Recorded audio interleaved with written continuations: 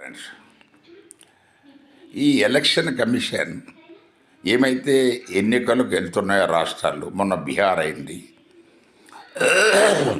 ఇప్పుడు అంతకుముందు హర్యానా అయింది, నెక్స్ట్ వెస్ట్ బెంగాల్, తమిళనాడు, కేరళ, ఇక్కడ ఈ SIR special intensive revision of electoral rules అని చెప్పేసి ఒక ఒక కొత్త ప్రయోగం చేస్తూ ఉంది. ఇంతకుముందు లేదు. సరే, ఇది దాని గురించి మెయిన్ అది సుప్రీంకోర్టు ఏమంటుంది, ఎలక్షన్ కమిషన్కు అది చేసే అధికారం ఉంది, దాన్ని నేను ఇంటర్ఫియర్ కాలేమన్నారు. అది ఓకే. ఇక్కడ మెయిన్ సమస్య ఎక్కడ వచ్చిందంటే ఆధార్ కార్డు అది ప్రూఫ్గా పనికిరాదు అని చెప్పేసి ఎలక్షన్ కమిషన్ అంటుంది.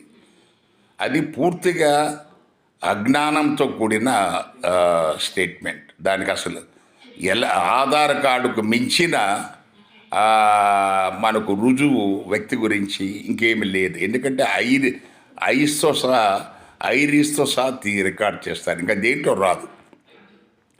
వాళ్ళు ఓటర్ కార్డు అంటే ఓటర్ కార్డు బోల్డ్ అండి, ఓటర్ కార్డులు ఉన్నట్టుగా అందరికీ తెలుసు. కొంతమందికి 2-3 ఉన్నాయని చెప్పేసి చెప్తున్నారు.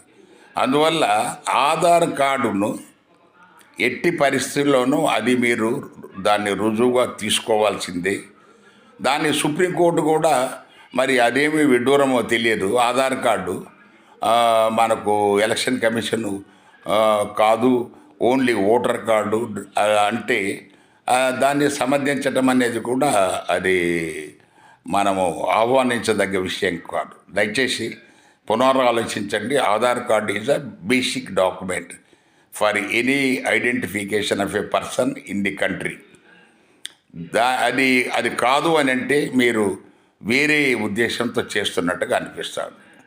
సో దీన్ని పునరాలోచించాలని ప్రజల విజ్ఞప్తి. Thank you.